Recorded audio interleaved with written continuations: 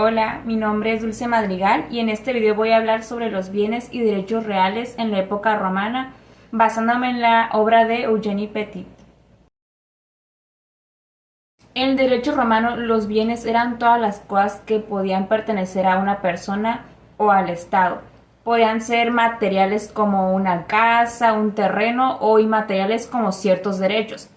Por otro lado, los derechos reales eran los poderes que una persona tenía directamente sobre una cosa. Es decir, no dependían de otra persona, sino de la relación directa entre el dueño y el bien. Los romanos fueron los primeros en desarrollar una estructura muy clara sobre cómo las personas podían poseer, usar y disfrutar las cosas. A continuación, voy a explicar algunas de las principales figuras del derecho real en Roma. Número 1. La posesión. Primero está la posesión. En Roma la posesión no era lo mismo que la propiedad.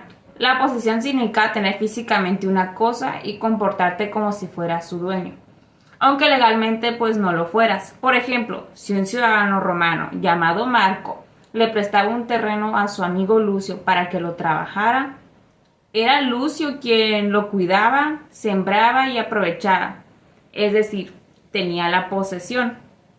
Pero el dueño seguía siendo Marco, porque él tenía el derecho legal sobre esa tierra. Si Marco quería recuperarla, pues Lucio tenía que devolvérsela. Así los romanos diferencian entre poseer algo y ser propietario. No toda persona que poseía una cosa era su dueño legítimamente, y eso era muy importante para evitar conflictos legales.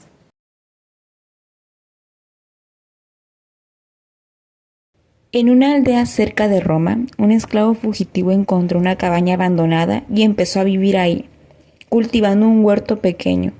Él no era dueño de la cabaña, pero tenía posesión porque la controlaba físicamente y actuaba como si fuera su ocupante. Número 2. La propiedad, dominio. La propiedad llamada dominio por los romanos era el derecho más completo que una persona podía tener sobre una cosa. Ser propietario significa tener la libertad total de usar, disfrutar y disponer del bien, incluso destruirlo si quería. Pero no cualquiera podía ser propietario.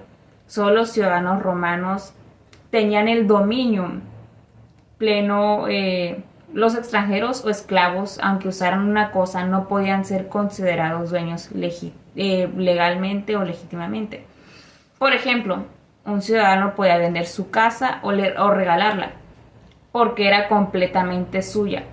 Esa idea de propiedad absoluta influyó mucho en las leyes posteriores de Europa y América.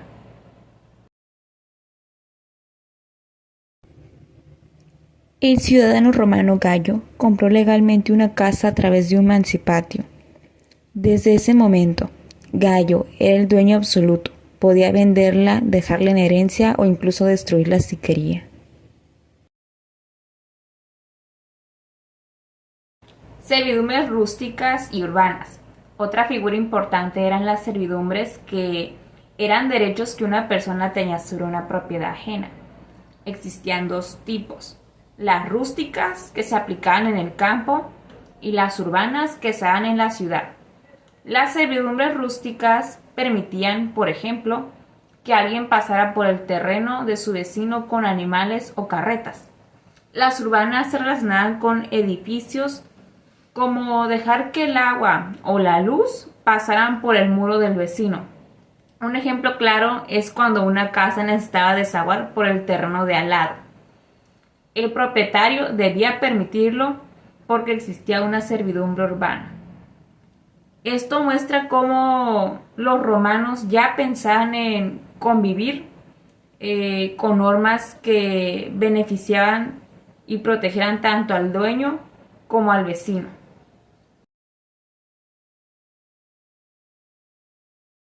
La granja de Sergio estaba rodeada por tierras ajenas.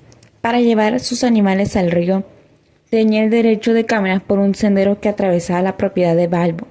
Aunque Balbo era el dueño, no podía impedir el paso, porque la servidumbre ya estaba establecida desde generaciones anteriores.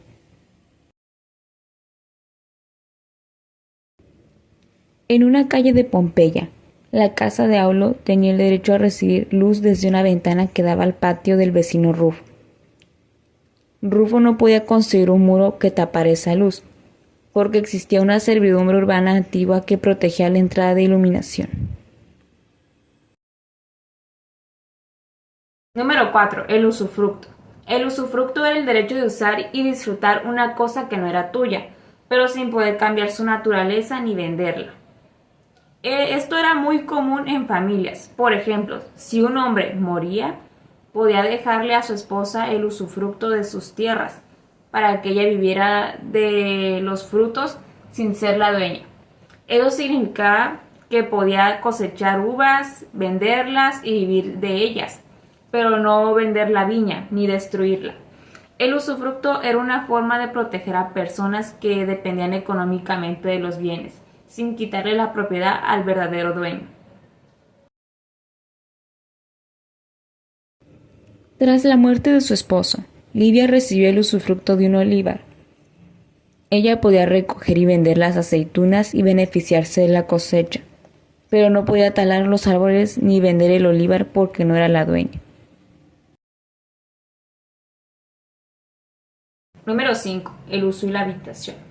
Otra figura relacionada con los derechos reales era el uso y la habitación.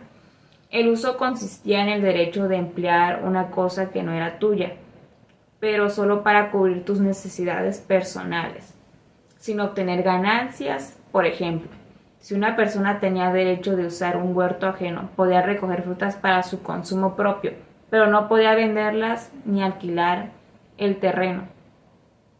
La habitación, por su parte, era el derecho de vivir en una casa que pertenecía a otra persona sin tener que pagar renta ni poder venderla. Estas figuras eran muy útiles en Roma porque protegían a quienes necesitaban vivienda o recursos básicos sin quitarle al propietario su derecho sobre la cosa.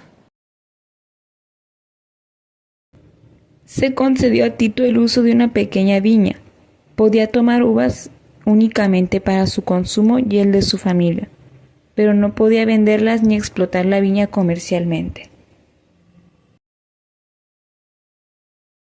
El senador Claudio concedió a su antiguo esclavo liberado el derecho de habitación en una de las estancias de su villa.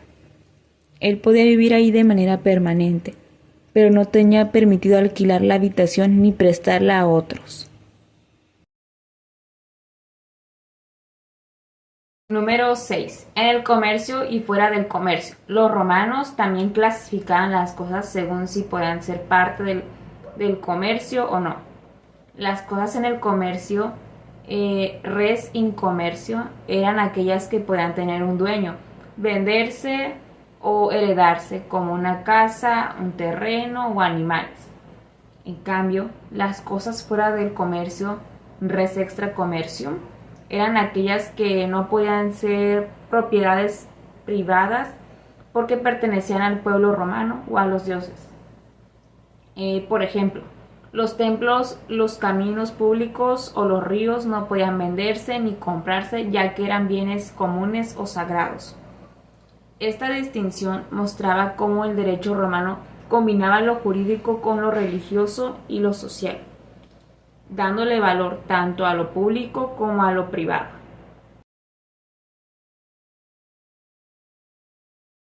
Un ciudadano romano podía comprar esclavos, cerámica fina, vino, aceite de oliva, joyas o incluso un terreno agrícola en las afueras de Roma. Todos estos bienes estaban dentro del comercio y podían pasar libremente de una persona a otra.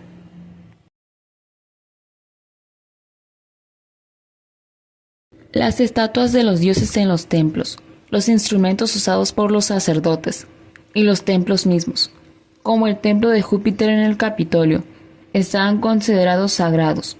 Por eso ningún particular podía comprarlos o venderlos.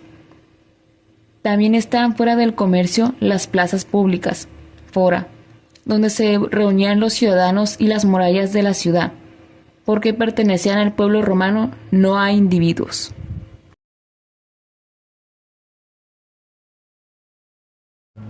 En conclusión, el derecho romano desarrolló una estructura muy completa sobre los bienes y los derechos reales. Figuras como la posesión, la propiedad, las servidumbres, el usufructo, el uso y la habitación y la clasificación de las cosas muestran cómo los romanos ya tenían una visión demasiado, muy avanzada sobre la relación entre las personas y los bienes. Aquí lo más interesante es que muchas de estas ideas siguen influyendo en las leyes actuales. Aunque pues claro, hoy en día se interpretan de manera distinta. Como dice Eugène Petit en su obra El estudio del derecho romano, no solo nos enseña historia, sino también los orígenes de muchos principios jurídicos que usamos todavía hoy.